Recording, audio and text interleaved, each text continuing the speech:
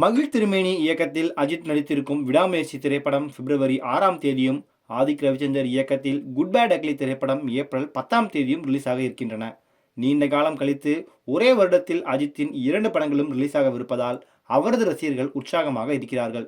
கடைசியாக அவர் நடித்த துணிவு திரைப்படம் எப்படி சூப்பர் ஹிட் அடித்ததோ அதேபோல் இந்த 2 படங்களும் ஹிட்டாக வேண்டும் என்ற எதிர்பார்ப்பிலும் ரசிகர்கள் இருக்கிறார்கள். இதற்கிடையே கார் ரேஸ் மீது அஜித்துக்கு அதீத ஆர்வம் இருப்பது அனைவரும் அறிந்தது.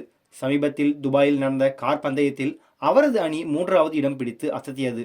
மேலும் கார் ரேஸ் நடக்கும் காலகட்டத்தில் படங்களில் நடிக்க மாட்டேன் என்றும் அவர் தெரிவித்திருப்பது குறிப்பிடத்தக்கது. இந்த சூழலில் அவர் கார் ரேஸ் குறித்தும் தனது வாழ்க்கையில் நடந்த சில விஷயங்கள் குறித்தும் பேசி இருப்பது சமூக வலைதளங்களில் ட்ரெண்டாகி இருக்கிறது.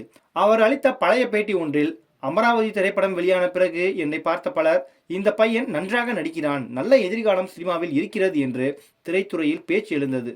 ஆனால் எனக்கு அந்த சமயத்தில் ஒரு பெரிய விபத்து நடந்து உடல்நலம் சரியில்லாமல் போனது. எனவே வாய்ப்புகளும் வரவில்லை. வாய்ப்புகள் வந்தபோது அதனை சரியாக பயன்படுத்தவும் முடியவில்லை. ஒரு கட்டத்தில் எனக்கு மோட்டிவேஷன் இல்லாமல் போனது. அப்போது நான் நடித்த படங்களும் வெற்றியை பெறவில்லை. வாழ்க்கை ரொம்பவே கஷ்டகாலத்தை நோக்கி தான் சென்று கொண்டிருந்தது. எங்கேயாவது சென்று மோட்டிவேஷனை பெற வேண்டும் என்று நினைத்தேன். அதனால்தான் கார் ரேசிங்கிற்குள் மீண்டும் வந்தேன். நான் கார் ஓட்டும் போது யாருமே அதை பற்றி கேட்கவில்லை.